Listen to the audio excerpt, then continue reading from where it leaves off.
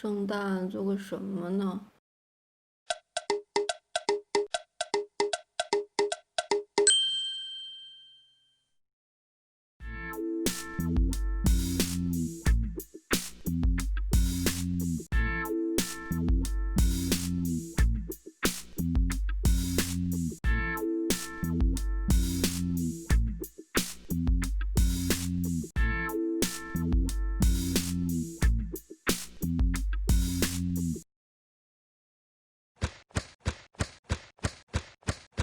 奶爷，你今天不对劲呢。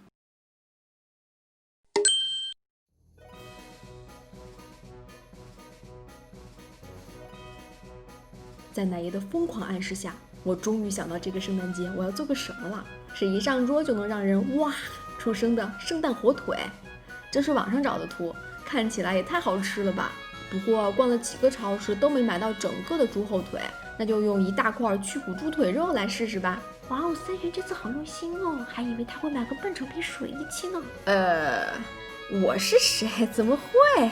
好险，要不因为价格太贵，差点水一起。网上圣诞火腿的做法呢，一般都是半成品加工。三军好不容易多拼细凑的改良出一个适合猪腿肉的方子，做法其实不难，就是很费时间。我从头到尾都在心里默默祈祷，不要翻车，不然圣诞菜谱过完圣诞再发。我就是个憨憨，再给肉来个针灸疗法。这种剔骨肉呢，已经挨过很多刀了，随便扎扎就好。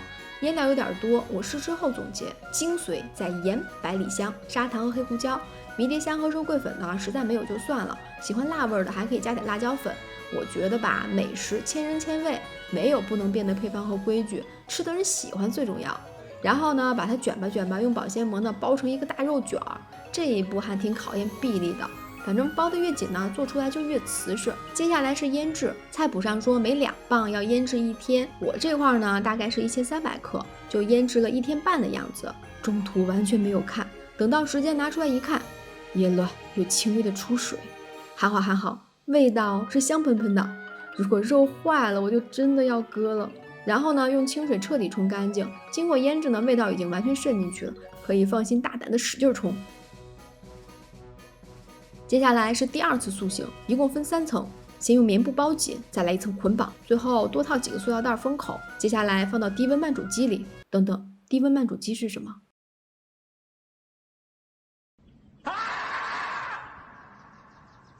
我大概傻了半分钟，然后经过半个小时的上网研究，终于让我发现了代替品——电饭煲。经过实验，我发现我家电饭煲的保温温度呢是73度左右，刚好符合菜谱要求的70到80度之间。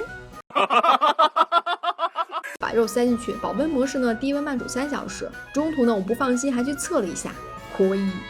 拿出来呢就能闻到炖肘子的香味。不过这里呢，我有一个小失误，就是保鲜袋破了。大家不要图便宜，尽量用2层的那种厚的真空袋，保持呢真空状态，味道会更好。不过哇，这个看起来也很棒啊！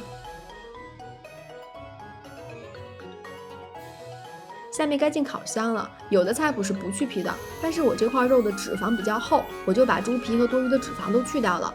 忍不住偷吃了一块瘦肉，是我想要的味道。去完皮以后呢，在表面切出菱形的花刀，在缝缝里插上丁香。为什么感觉很像个包呢？如果你也觉得像个包，弹幕打个1，应该不止我眼花吧。刷在表面的酱呢，是用红糖、蜂蜜和芥末酱调的，比例呢根据自己口味来。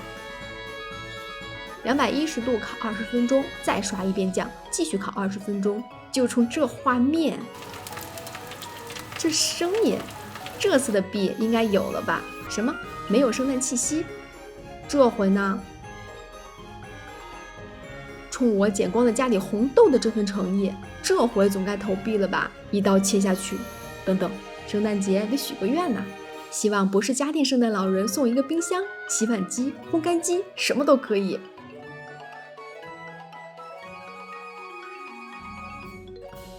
因为我用的呢不是整块肉，切面呢很难压得瓷实。不过这细腻的质感，还有微微泛红的色泽，不是我自夸，这次的味道非常棒，干爽咸鲜，越嚼越香。最大亮点呢是低温慢煮出的肉非常细腻，咬下去特别软，有种很奇妙的感觉，肉没有明显的纤维感，好像吃的不是猪肉。这次电饭煲低温慢煮法真是打开了我这个土狗的新世界大门。这次的菜谱非常有信心，吃一口就会让你哗！想要切面更平整，可以用整块的梅花肉或者里脊肉来做。最后，散心祝大家圣诞快乐！